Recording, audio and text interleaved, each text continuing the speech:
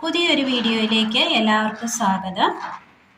ഇന്ന് നമ്മൾ നല്ല ടേസ്റ്റിയായ നല്ലൊരു ചെറുപയർ പരിപ്പ് കറിയാണ് തയ്യാറാക്കാനായിട്ട് പോകുന്നത്. അതിനായി നമ്മൾ ഒരൽപ്പം ചെറുപയർ പരിപ്പ് എടുത്തിട്ടുണ്ട്. തേങ്ങ തിരുമ്മിയത്, ചെറിയുള്ളി, വെളുത്തുള്ളി, ചേനയുടെ ഇളമില അരിഞ്ഞെടുത്തത്, അധികം മൂക്കാത്ത ഇലയാണ്. അടുപ്പത്തൊരു പാത്രം വെച്ച് കൊടുത്തതിന് ശേഷം ഇതിലേക്ക് ചെറുപയർ പരിപ്പ് ഇട്ട് കൊടുക്കാം.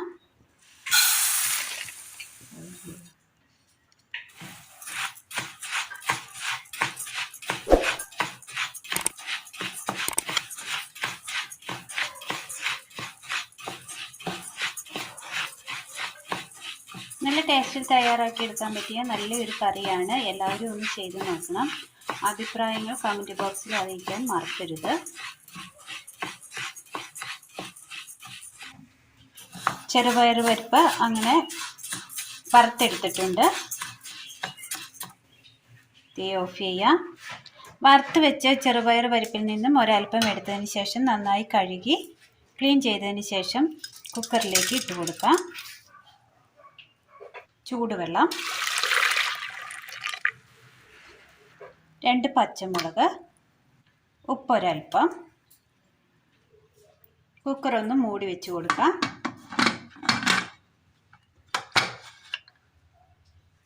മിക്സിയുടെ ജാറിലേക്ക് ചെറുജീരകം, വെളുത്തുള്ളി, ചെറിയുള്ളി, തേങ്ങ തിരുമിയത്,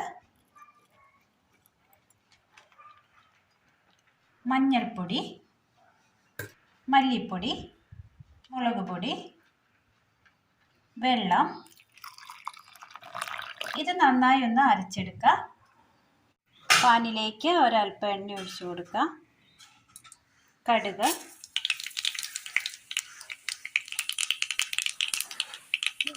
ചെറിയുള്ളി അരിഞ്ഞത്,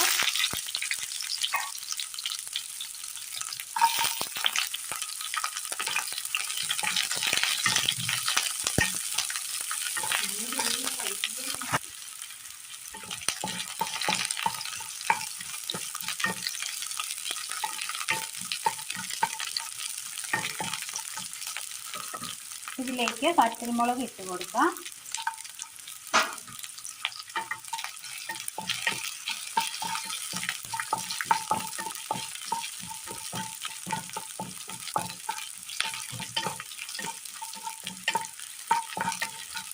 ഉള്ളി ഒന്ന് വാടി കിട്ടിയിട്ടുണ്ട്. ഇതിലേക്ക് നമ്മൾ അരിഞ്ഞു വെച്ചിരിക്കുന്ന ചേനയുടെ ഇല ഇട്ട് കൊടുക്കാം.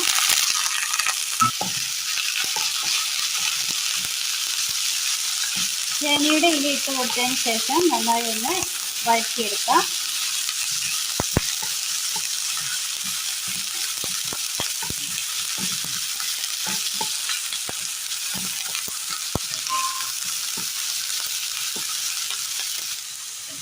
ഇലയൊന്ന് വാടി വന്നിട്ടുണ്ട്. ഈ വാടി വരുന്ന സമയം ഇതിലേക്ക് നമ്മൾ അരച്ചു വെച്ചിരിക്കുന്ന തേങ്ങയുടെ അരപ്പ് ചേർത്ത് കൊടുക്കാം.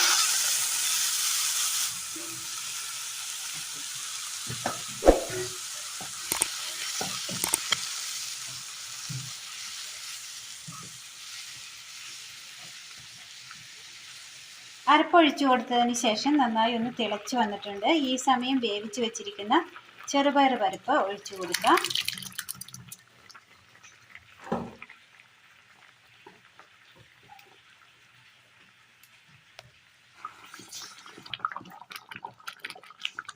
അരപ്പൊഴിച്ചു കൊടുത്തതിന് ശേഷം നന്നായി ഒന്ന് തിളച്ച് കിട്ടിയിട്ടുണ്ട്, കുറുകി കിട്ടിയിട്ടുണ്ട്.